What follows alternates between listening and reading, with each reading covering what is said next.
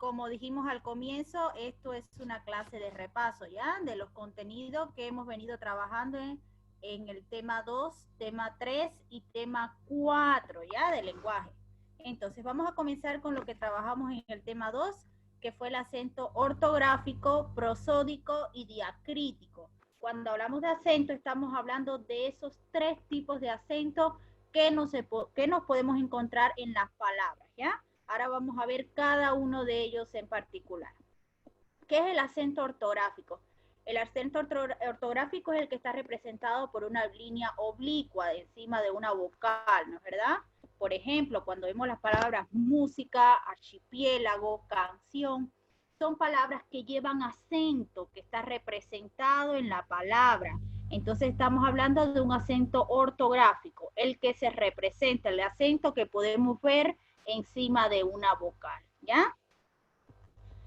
Tenemos también el acento prosódico, que también se llama acento fonético, ¿ya? Cualquiera de las dos formas es válida. El acento prosódico o fonético es el acento que no se representa, es la palabra que no se tilda, pero hay una sílaba en esa palabra que a pesar de no llevar tilde, tiene la mayor fuerza de voz. Por ejemplo, si vemos las palabras estuchera, pared, camino, ¿son palabras que llevan tilde? No, no está representado, pero en cada una de esas palabras hay una sílaba que tiene la mayor fuerza de voz. Por ejemplo, en estuchera, she, esa sílaba tiene la mayor fuerza de voz. En pared, la terminación red. Y en camino, la sílaba mi, esas que están representadas con rojo, son las sílabas que tienen la mayor fuerza de voz dentro de esa palabra. Y por último tenemos lo que es el acento diacrítico. ¿Qué es el acento diacrítico? Son las palabras que llevan tilde para diferenciarlas de otras palabras que se pronuncian igual. Es decir, son aquellas palabras que se escriben y se pronuncian de la misma forma. Pero ¿qué es lo que las diferencia? El acento. Por ejemplo, tenemos la palabra tú, ese tú sin acento es un adjetivo posesivo. Tu cartera, tu ropa. Y el tú con acento se refiere a un pronombre personal, la segunda persona. Entonces estamos viendo dos palabras que se escriben de la misma manera, se pronuncian de la misma manera, pero ¿cuál es la diferencia? Que el segundo tú lleva acento y cambia su función gramatical. Otro ejemplo sería dónde con acento. Dónde con acento es la palabra que utilizamos para preguntar dónde vives. Y el dónde sin acento hace referencia a un pronombre relativo que introduce oraciones compuestas. Entonces, como en el mismo caso anterior, la misma palabra, pero con funciones gramaticales diferentes. Otro ejemplo, tenemos el te sin acento, que es un pronombre, ¿ya? Y el té con acento, que se refiere a una infusión que tomamos en las tardes en familia. Tenemos otro ejemplo, el sin acento se refiere a un artículo, el niño, el cuaderno, el libro, y el con acento se refiere a la tercera persona, ¿ya? Pronombre personal. Tenemos también otro ejemplo, el que sin acento y el que con acento. El que sin acento es un pronombre relativo y el que con acento es ese que utilizamos en las oraciones interrogativas o en las oraciones exclamativas. Y otro ejemplo sería el se sin acento, que se refiere a un pronombre en función de objeto directo o objeto indirecto, y el se con acento, que se refiere al verbo saber. Yo sé mucho de la materia, ese se refiere a saber. Entonces podemos ver, chicos, que son las mismas palabras y lo único que las diferencias son el acento. El acento es el que cambia la función gramatical de esa palabra dentro de una oración. Por eso es que se les dice acento diacrítico, ¿ya? Entonces tienen que tener muy en claro eso. Cuando escuchemos ese término, acento diacrítico, se está refiriendo a dos palabras que se escriben y se pronuncian exactamente iguales. Lo que las diferencia una de la otra es el acento, como pueden ver en la imagen, ¿ya? Entonces, según donde esté el acento de las palabras pueden ser agudas, pueden ser llanas o graves, pueden ser esdrújulas o sobreesdrújulas. dependiendo del lugar donde esté ese acento ortográfico, ese acento prosódico, ¿ya? Entonces vamos a ver primeramente, vamos a recordar porque ya ustedes lo conocen. ¿Qué son las palabras agudas? Las palabras agudas son las que llevan la mayor fuerza de voz en la última sílaba de la palabra. Por ejemplo, tenemos la palabra reloj, donde no lleva acento esa palabra, no lo tiene, pero ¿dónde está la mayor fuerza de voz? En la última sílaba, por eso es aguda. Otros ejemplos son la palabra Asunción o la palabra Panamá.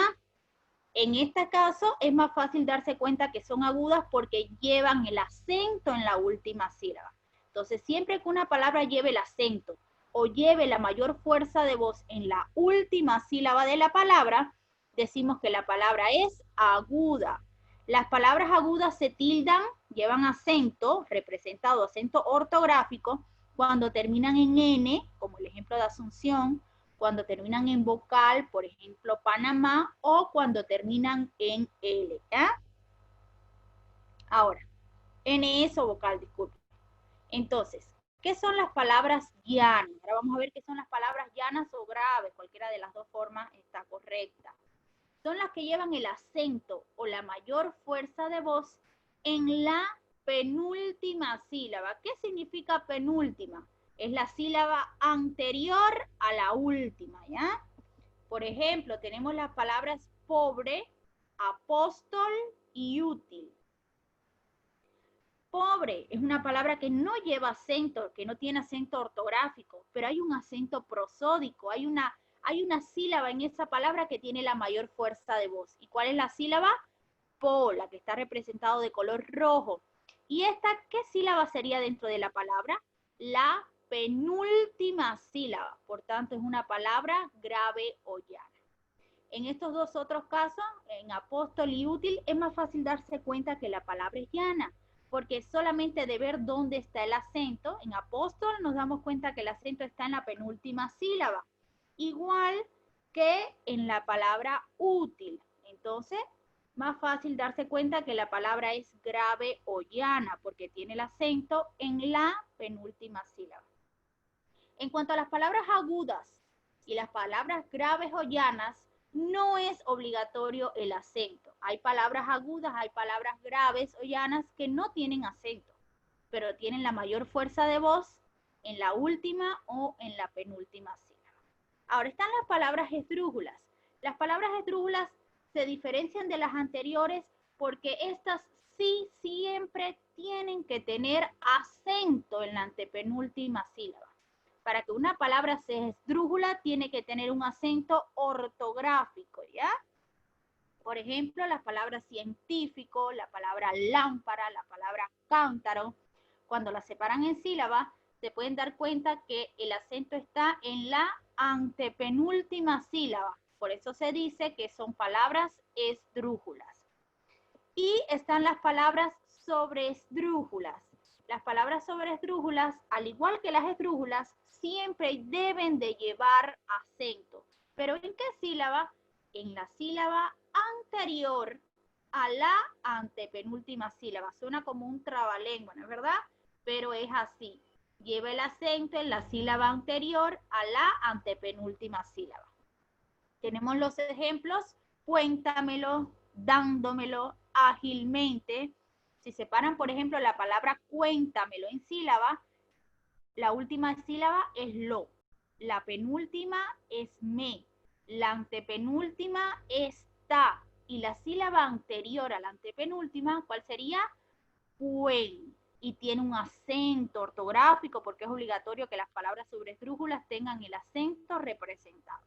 Entonces, eso es todo en cuanto a los tipos de palabras según el lugar que ocupe el acento dentro de las palabras. Ese fue el tema número 2 que ustedes trabajaron en clases.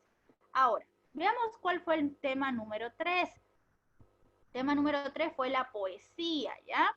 Primero debemos recordar que es una poesía. La poesía es una composición literaria que busca expresar las emociones y los sentimientos a través de las palabras. A través de la poesía nosotros expresamos lo que sentimos hacia una persona, hacia las cosas que nos rodean, hacia los animales. La poesía siempre está llena de sentimientos, ¿ya? Entonces, la poesía se puede escribir de dos formas. Se pueden escribir en prosa o en verso. Cuando hablamos de poesía en prosa, es aquella poesía que se escribe en forma de párrafo, ¿ya? Y cuando hablamos de poesía en verso, es aquella poesía que tiene rima, que tiene estrofas, ¿ya? Que eso es lo que vamos a ver ahora a continuación. También vimos que los elementos de la poesía eran tres. El primer elemento son los versos. Los versos son cada una de las líneas que compone un poema. Las estrofas vienen siendo las partes en las que se divide el poema. Y las rimas es la igualdad de sonidos que podemos encontrar en la última palabra de cada uno de los versos. Bien, veamos el ejemplo para que lo puedan entender un poquito mejor. Disculpen, antes de ir al ejemplo, veamos que los versos pueden ser de arte menor o pueden ser también de arte mayor. Por ejemplo, de arte menor, tenemos este verso, dice, en las noches tranquilas. Si lo dividimos en sílaba, cada una de las palabras, y luego las contamos, podemos ver que ese verso tiene 7 sílabas. Cuando el verso tiene hasta 8 sílabas, decimos que es un verso de arte menor, ¿ya? Porque los versos de arte menor llegan hasta 8 sílabas. Ahora, ¿cuáles son los versos de arte mayor? Los versos de arte mayor son los que tienen más de 8 sílabas. Por ejemplo, en este verso que tienen acá en pantalla, cuando lo separamos en sílaba, podemos ver que tiene 10 sílabas. Por tanto, si tiene más de 8 sílabas, es un verso de arte mayor. ¿Ya? Entonces, ¿qué es esto, chicos? Son las clasificaciones que pueden tener los versos en un poema. Pueden ser de arte menor y pueden ser de arte mayor. ¿Ya? Ahora, los elementos de la poesía. Veamos los elementos de la poesía en este pequeño poema, que ya ustedes lo vieron en la clase antes pasada. ¿Bien? Entonces, en este pequeño poema que están viendo, podemos ver las estrofas. ¿En cuántas partes está dividido ese poema? En 2 partes. Entonces, a cada una de esas partes es a lo que le llamamos estrofa, ¿ya? Ahora, además de las estrofas, los poemas tienen los versos. Los versos son cada una de las líneas que componen ese poema. Si vamos a la estrofa, a la primera estrofa, vamos a contar cuántas líneas tiene esa estrofa. Podemos ver que tiene 1, 2, 3 y 4 líneas. Por tanto, esa estrofa tiene 4 versos, porque a esas líneas en la poesía le llamamos versos. Y también podemos ver la rima. Podemos ver que en la segunda estrofa, podemos ver que jugando a encontrarse en el mar y jugando la tierra a abrazar, son 2 versos que riman entre sí. ¿Por qué? Porque la última palabra de cada uno de ellos riman. La palabra mar y la palabra abrazar riman entre sí, por tanto esos versos tienen rimas. Ahora, las rimas en una poesía pueden ser de 2 tipos. Las rimas las podemos encontrar consonantes y las podemos encontrar asonantes. ¿Cuál es la rima consonante? La rima consonante está dada cuando 2 palabras tienen exactamente la misma terminación. Por ejemplo, camino y destino tienen una rima consonante porque terminan exactamente con las mismas letras. Igual que cosas y sabrosas. Ahora, la rima sonante viene dada porque las palabras terminan con la misma vocal, pero cambian las consonantes. Por ejemplo, aceituna y cintura. Ambas palabras en la última sílaba terminan exactamente con la misma vocal, pero no terminan con la misma consonante. Entonces, es un tipo de rima asonante. Otro ejemplo, claro y cansado. En esa última sílaba de ambas palabras terminan con la O, pero no terminan con la misma consonante. Hay un cambio consonántico. Entonces, el tipo de rima es asonante. Entonces, mis niños, eso era lo que quería recordar con ustedes en cuanto a la poesía. Ahora veamos el tema número 4. El tema número 4 fueron las figuras literarias. ¿Qué son las figuras literarias? Las figuras literarias están muy relacionadas con este tema que acabamos de ver, el tema de la poesía. Se dice que las figuras literarias, también conocidas como figuras retóricas, son formas no convencionales de emplear las palabras para dotarlas de expresividad, vivacidad o belleza, con el objetivo de sorprender, emocionar, sugerir o persuadir. Las figuras literarias, mis niños, las encontramos mucho en la poesía, lo encontramos mucho en las fábulas, en los cuentos, ¿ya? Porque forma parte del género literario, por eso es que se dice que son figuras literarias. Entonces, hay muchos tipos de figuras literarias, se dice que hay alrededor de más de 50 figuras literarias, así que ya se podrán imaginar. Pero solamente vamos a estar recordando aquellas que ustedes deben de conocer en quinto grado, ¿ya? Las más importantes que deben de dominar. Entre ellas podemos encontrar la metáfora. ¿Qué es la metáfora? La metáfora es una relación de semejanza que se establece entre dos ideas, entre dos cosas, entre dos imágenes. Por ejemplo, si yo digo, tus ojos son verde selva, ahí estamos estableciendo una relación de semejanza entre tus ojos y la verde selva, ¿no es verdad? Entonces, eso es una metáfora. O sus ojos, el azul del mar. Estamos queriendo expresar que sus ojos son del color del azul del mar. Entonces, una relación de semejanza entre dos elementos. Ahora, viene el símil o comparación. ¿Qué es la comparación? La comparación, al igual que la metáfora, establece una relación de semejanza entre dos elementos. Pero, ¿qué es lo que diferencia la comparación de la metáfora? Es el nexo comparativo. En la comparación siempre hay un nexo entre un elemento y otro. Ese nexo puede ser la palabrita como, puede ser parece, puede ser igual que. Entonces veamos algunos ejemplos. Sus dientes son blancos como las perlas. Aquí igual estamos estableciendo una relación de semejanza entre el color de sus dientes y el color de las perlas. ¿Y cómo sabemos que es comparación? Por el nexo. Ese como es un nexo comparativo entre los dos elementos y es lo que me determina a mí que eso sea una comparación y no una metáfora, ¿ya? Veamos otro ejemplo. Hoy he dormido como un bebé. Estamos comparando mi sueño con el sueño de un bebé, un sueño tranquilo, calmado, ¿no es verdad? ¿Y qué es lo que me determina a mí que esto es una comparación? El nexo. Esa palabrita que está entre los dos elementos que se están comparando, ¿ya? Ahora, también vieron lo que es la hipérbole.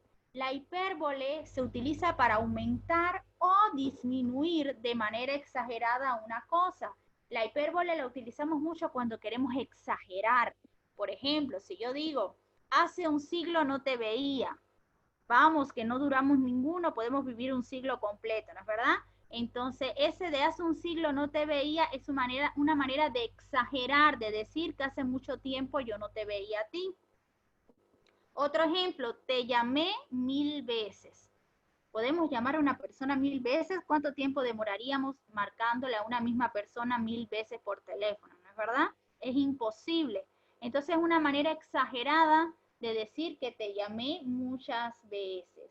O por ejemplo, si digo, me muero de sed por estar unas horas sin tomar agua, no nos vamos a morir de sed, ¿no es verdad? Entonces es una manera exagerada de utilizar una expresión. También tenemos la personificación o prosopopeya. Siempre utilizamos mejor el término personificación, ¿no es verdad? Es más fácil de decir ese término y se nos va a pegar mucho mejor.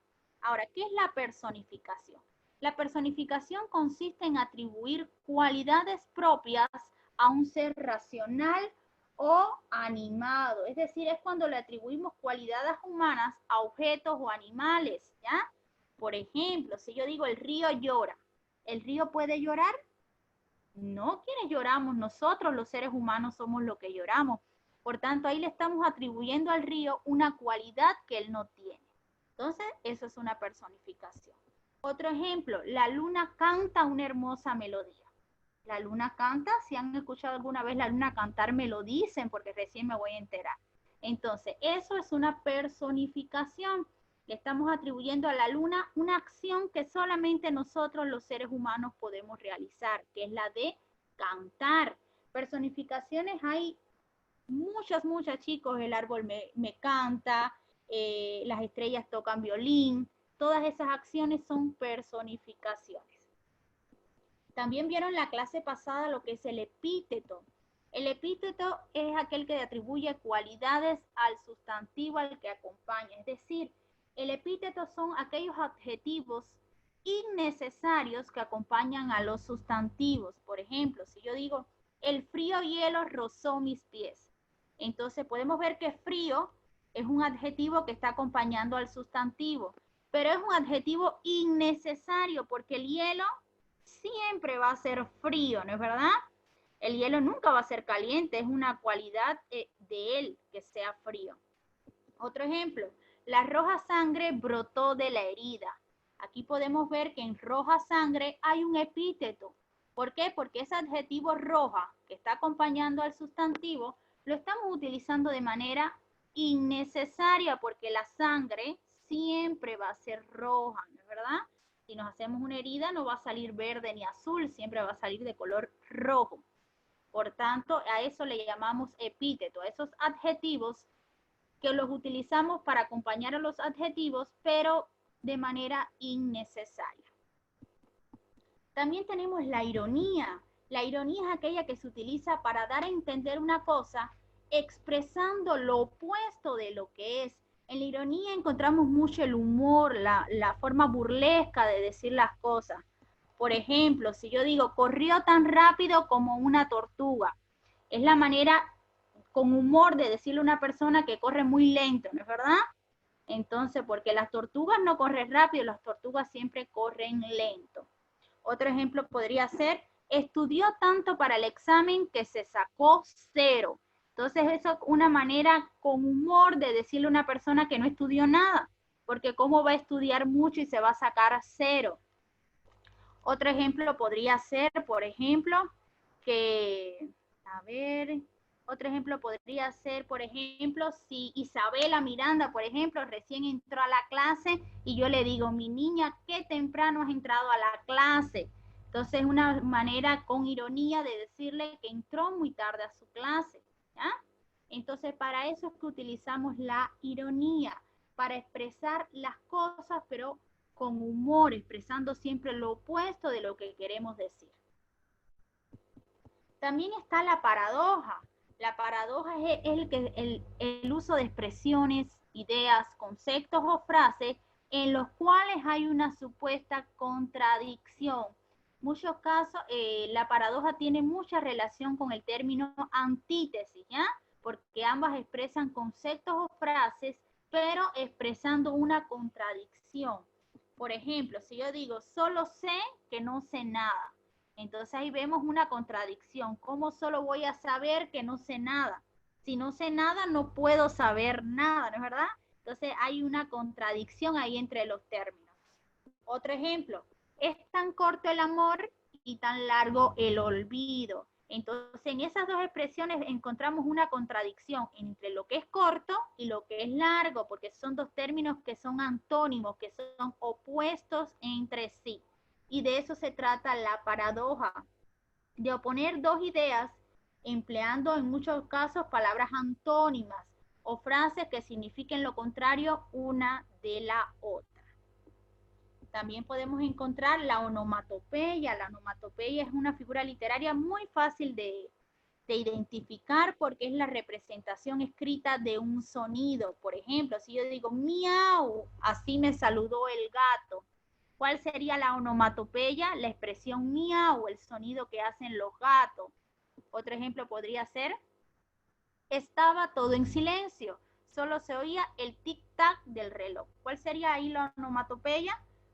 Sería el tic-tac, porque es la representación escrita del sonido que hacen los relojes, ¿verdad? Entonces, otro ejemplo podría ser, el kikiriki del gallo me despertó. Ese kikiriki, ese sonido que hacen los gallos, y yo lo represento con palabras, forma parte de lo que son las onomatopeyas. Y chicos, esto es todo en cuanto a lo que quería ver en relación con las figuras literarias, recordar lo que era la poesía y los diferentes tipos de acentos. Ahora en las clases privadas vamos a trabajar un poco más esos contenidos con ejercicios, ¿ya? Un gusto haberlos acompañado en esta parte de la clase.